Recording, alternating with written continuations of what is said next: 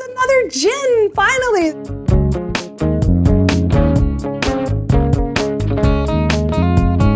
Hello and welcome to My Tiny Bottles, the project where I'm exploring my grandmother's legacy of miniature liquor bottles, one tiny bottle at a time. This is reveal number 17.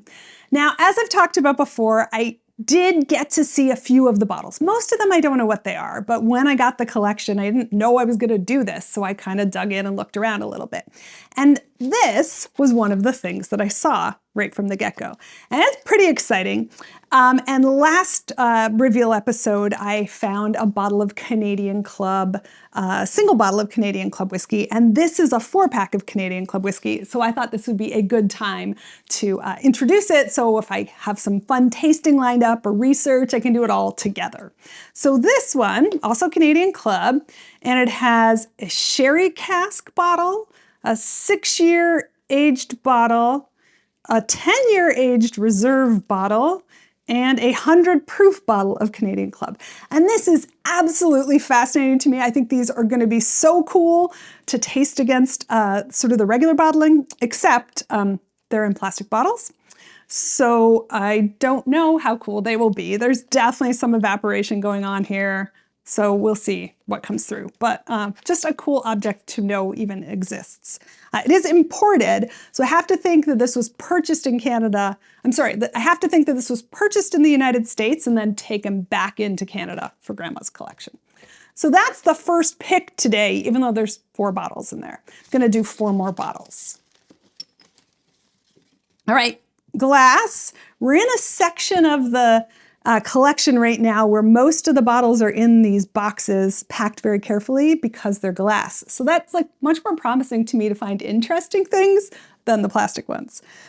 This is Kittling Ridge Ice Wine and Brandy. So a mix of ice wine and brandy. Ice wine, famous, Niagara, made around the Niagara region in Ontario. Kittling Ridge is really interesting because I've talked about Reader Distillery a few times. We found 3 of their bottles now, and Kittling Ridge took over that space and became 40 Creek Distillery eventually, but this is all along that same path, if I am remembering correctly. So this will be interesting, and I'm sure delicious, because ice wine is awesome. All right, oh, I guess I have a wrapped up one in the box from a previous pick, so let's go with that. It's another gin, finally! Another recent reveal video, I was so happy to see my first bottle of gin, and now we have a second one right away. Like the other one, half empty, so that's less exciting. But Tanqueray, imported and importé, so I'm guessing bought this one in Canada. Pretty cool. Special dry, extra sec. I'm excited by that. Well, you know, I love juniper, and so all the juniper will just have concentrated, right? That's what I can hope. All right, so 3 picks. Next up, Gibson's Finest.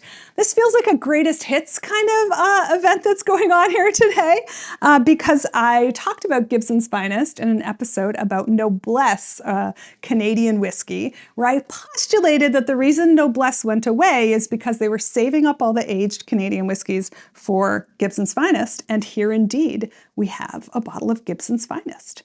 So that'll be cool to taste. This one, this part of the bottle, I don't know what it's called, is loose. So I do wonder if somebody snuck a taste of that one or just got battered around in its box. And last but definitely not least,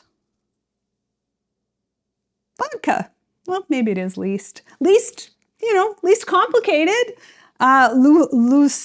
Luxausa? I don't even know how to pronounce this. It is a Polish luxury vodka, bottled in Poland, cost $1.50, has a government warning, so 1990s, but good fill level on this. So at least, you know, it'll taste like nothing as it was meant to taste like nothing. Or, you know, maybe it'll taste like a little bit. I shouldn't slam vodka too much. All right, well, that's a pretty fun selection. I'm gonna have fun researching those.